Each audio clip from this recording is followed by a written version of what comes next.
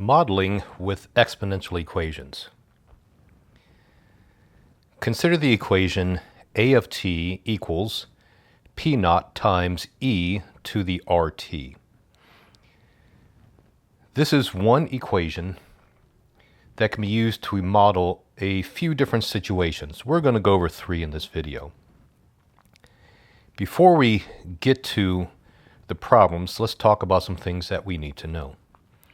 The first thing you need to know is what each piece of the equation stands for. So when we say a of t, that is the amount of whatever. It could be the amount of people, if it's a population, it could be amount of money, etc. It is the amount that we have at time t. So of course t is time. P naught, p with a subscript of 0, often called p naught, we call the initial amount. That is, it is the amount that we have at time t equals 0. And r is the rate of growth or decay. If r is positive, it's growing, even if it's a fraction. If r is negative, we're decaying. Now, a note that I tell all my students. When we're solving these problems, don't try to solve what the problem is asking for. Instead, use the given information to solve what you can. That's very often R. It can be other things, but very often it's R. And after you solve what you can with the given information, then go ahead and solve what the problem's asking for, or for what you want. Now, briefly mentioned, the three types of problems we're going to work with are money, compounded continuously, population growth or decay, and half-life problems. And I'm going to start with a population problem. So, suppose that at t equals 0, a Petri or Petri dish has 3,000 bacteria. The amount doubles every 4 hours. How long does it take to triple the amount? Well, let's start with our equation. A, or a of t, equals p naught times e to the rt. I know the question's asking how long it takes to triple, but I don't really care. I'm going to go up and use the information one piece at a time to start. So the first piece says that at t equals 0, there are 3,000 bacteria. So 3,000 is p naught, the initial amount. I also know that the amount doubles. Let me stop right there. So if I double, I will have 6,000 after some length of time, right? So I start at 3,000. I'm going to double up to 6,000. Well, how long does it take to double? It tells me. It takes 4 hours. So I'm going to plug in 4 for t. I'm going to switch the order here and make it 4r instead of r4. Now, what can I solve for? Well, I can solve for r. That's the only thing I don't know. The best first step is to isolate the e over here. So I'm going to divide both sides by 3,000, giving me 2 equals e to the 4r. Now, we talked about solving exponential equations when bases don't match. And I said, generally speaking, I'll take the log of both sides. In these problems, I'm going to take the natural log of both sides. So I'm going to do the natural log of 2 equals the natural log of e to the 4r. And then I can write the natural log of 2. I'll switch it back over to the left. So the natural log of 2 equals 4r times the natural log of e. Now, why did I do this? It's because the natural log of e is 1. That is, why did I take the natural log of both sides instead of the log of both sides? It's because the natural log of e is 1, and that's just going to disappear each time. So we're left with the equation r times 4 equals the natural log of 2, or r equals the natural log of 2 over 4. And you can leave it like that, or you can change it to decimals. Now, if you're using decimals, even though I'm going to put just a few down, like I'll put 4 down, you really need to store and use all the decimals, or as many as you can, or else if you round early, because I'm not done with my problem, if you round early, you can get answers wrong at the end, especially if there's some sort of, requirement about how many decimals you need. All right, so I've solved for what I can. Now I'm going to go back up into my equation. I'm going to rewrite it as A equals 3,000 E to the capital RT. Now this is my thing only. Once I know the value for R for my students, I write it as capital R, so that I know that I have it stored somewhere or I found the value. So I've used all the information given. Now I'm going to go back and answer the question, which says, how long does it take to triple? So starting over here with this equation, I want to find when the amount is triple what I start with. So I can say 9,000 equals 3,000 E to the big RT, where R is known. And then we're just going to go through the process again. We're going to divide through, so I'll get 3 equals E to the RT. Let's take the natural log of both sides, giving me natural log of 3.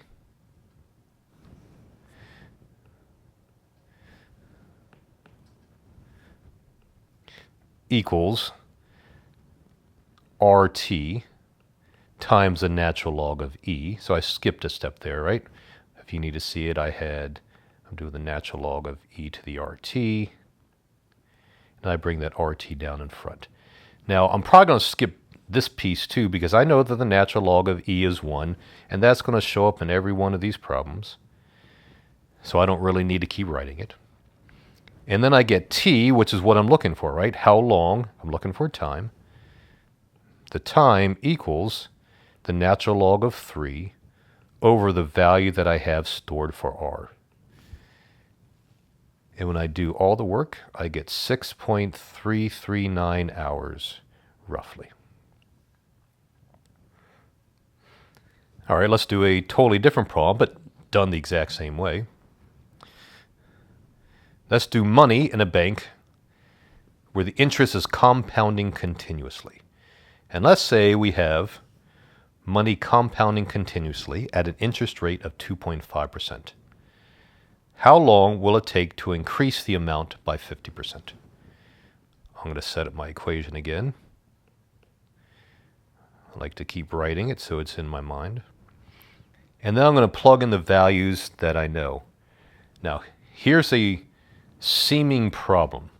Almost always, you need to know what you start with. I really need the value for P naught. What happens if they don't give it to you? Well, the truth is, you can choose any value that you want. I'll show you why. Now, when I don't have an initial amount, I usually choose P naught to equal 100 for 100%, but it doesn't matter. You can choose whatever you want. So if I let P naught equal 100, and I have an interest rate of 2.5%, which I'll put in the proper decimal, 0.025.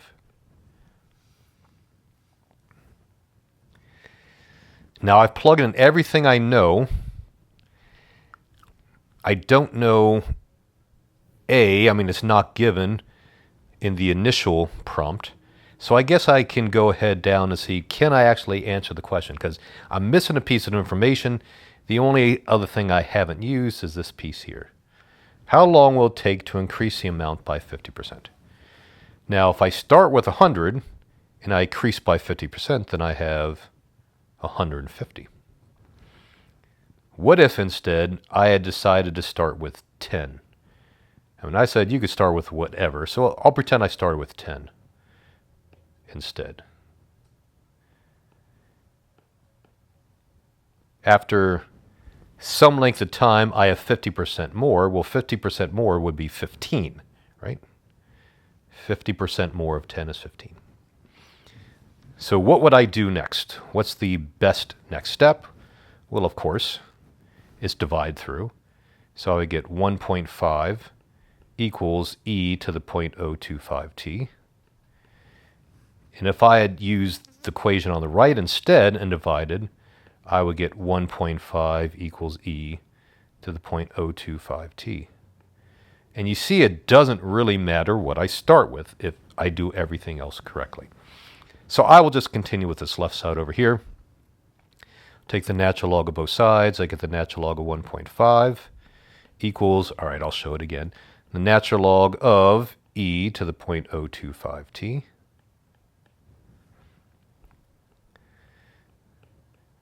I just need to rewrite a few more times. So 0.025t times natural log of e on the right side. That's 1. If you don't mind, I'll stop doing that step going forward. And then I can divide through to find t, because that's the only thing left over. So t is the natural log of 1.5 over 0.025.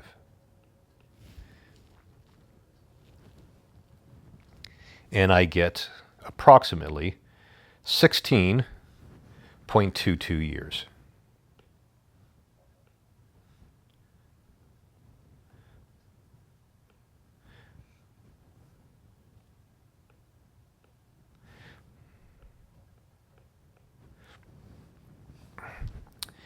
All right, let's do one more problem here. Actually, let's do a couple more problems.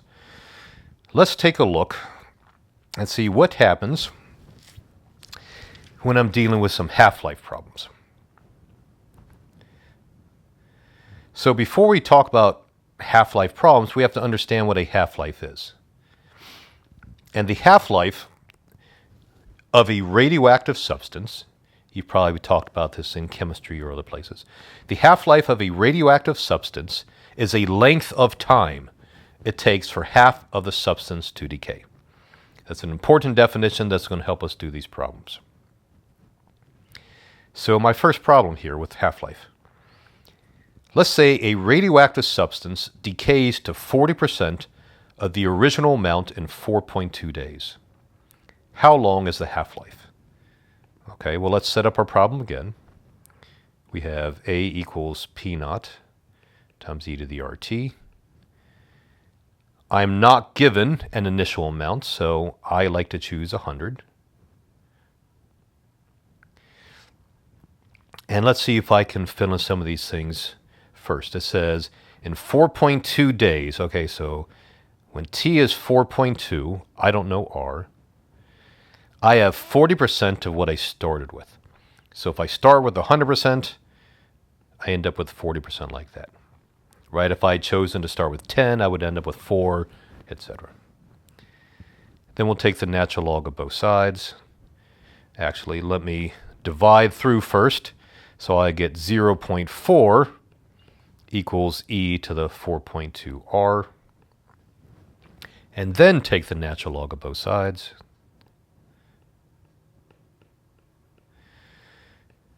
And I end up with 4.2r. Right? The natural log of e to the 4.2r equals 4.2r times the natural log of e. I said I didn't want to do it, but I did it because I just want to make sure that you understand.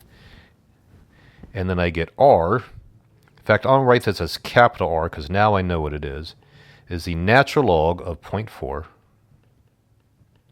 over 4.2. And it's a really long decimal, which is negative 0.21816, etc. So let's rewrite our equation. But now we can answer the question, how long is the half-life? So how do I set up my equation? Well, let's start the same way. I'm going to start with 100%. And I'll e to the big R t because now I know big R. I'm trying to find a time, so t is unknown. Now what goes on the left side of the equation? Well, if I'm trying to find a half-life, I'm trying to find the length of time t that it takes to get half of what I started with. So if I start with 100, I end up with 50. Then I'll divide through. Hopefully you see I'm doing the same sort of thing over and over again. So 0.5 equals e to the big RT. Natural log of 0.5 equals big RT. And then t equals the natural log of 0.5 over big R, which is about 3.177 days. That is the half-life of this particular material. All right, one more half-life problem. I'm going to try to fool you just a little bit. Let's see if I do. Hopefully I actually don't. All right, a radioactive material has a half-life of 22 days. Okay, let's start there. A equals, I don't know an initial amount, so I'll put 100. You put whatever you like. And then I do e to the 22 times r, right? So I'll write it up again so we can see it. E to the RT. Now, based on this initial equation, I actually know what A is, right? So in 22 days, since 22 is the half-life, I have half of what I started with. So I could say simply 50 equals 100e to the 22r. Dividing through, I get 0.5 equals e to the 22r. Natural log of both sides divided by 22. I skipped the step because I've done it so many times. If you need to stop and think about what I did or fill in the gaps, I'll put ... I skip some steps. Go in and do that.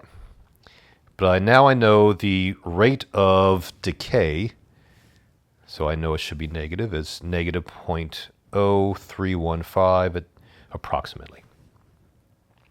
Okay, I've used the information given.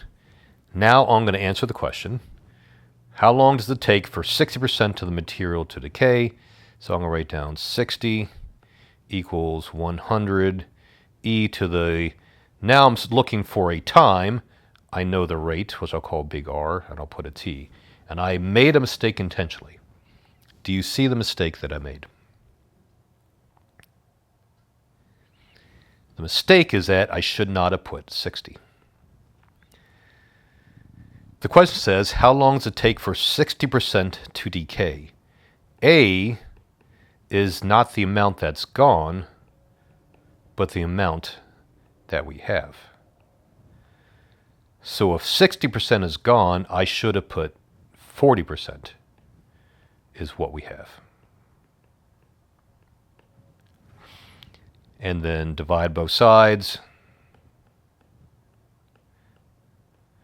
by 100. Natural log of both sides and divide by the big R. Again, I'm skipping some steps if you want to go back and fill those in. And we get that it takes approximately 29.09 days to lose 60% of the material.